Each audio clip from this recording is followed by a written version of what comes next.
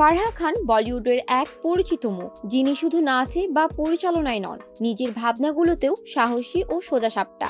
সম্প্রতি এক লাইভ চ্যাটে অংশ নিয়ে ভক্তদের নানা প্রশ্নের উত্তর দিয়েছেন তিনি, যেখানে উঠে এসেছে তার ব্যক্তিগত ধর্মীয় বিশ্বাস ও চর্চা নিয়ে কিছু খোলামেলা কথা।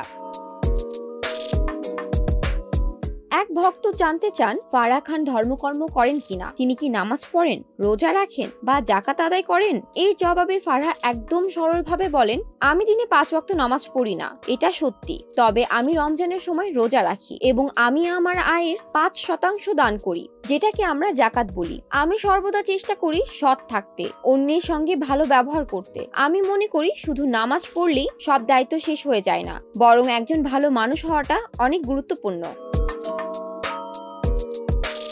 তার এই কথাগুলো যেন অনেকের মধ্যে থাকা প্রশ্নের উত্তর। ফারহা স্পষ্ট করে বলেন, 5 ওয়াক্ত নামাজ পড়ে কেউ যদি কারো সঙ্গে খারাপ ব্যবহার করে বা অসৎ হয়, তবে সেটা আসলে কি ভালো মুসলিম হওয়া? তার মতে ধর্ম পালনের পাশাপাশি একজন মানুষ হিসেবে মানবিক হওয়াটা অনেক বেশি জরুরি।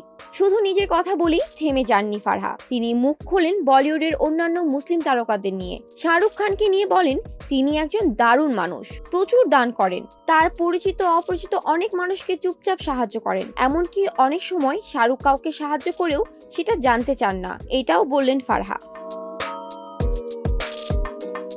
ফারহার ভাষায় তাবু একজন ধার্মিক নারী, নিয়মিত নামাজ পড়েন এবং তার মধ্যে আছে ভীষণ রকম এক শান্ত ভাব। ফারহা বলেন, তাবু আমার খুব ভালো বন্ধু, আমি জানি সে কেমন মানুষ। নামাজ তো পড়েই, পাশাপাশি দারুণ সংবেদনশীল ও ভালো মনের মানুষ সে। সালমান খানের বিষয়ে ফারহা খান একটু সাবধানী মন্তব্য করেন। তিনি বলেন, আমি সালমানের ব্যক্তিগত ধর্মীয় চর্চা সম্পর্কে খুব একটা জানি না, তবে এটুকু জানি কেউ বিপদে পড়লে সালমান সাহায্য করতে কখনো পেছপা হন না। তিনি যে সাহায্যের হাত বাড়ান সেটা চোখে পড়ার মতো।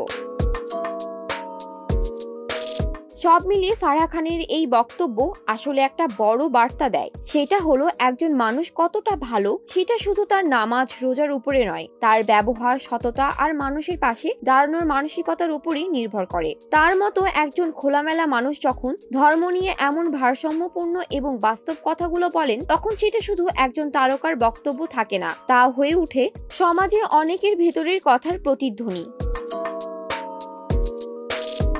জান্নাতুল ফেরদৌস, শোবিজ 24, ঢাকা।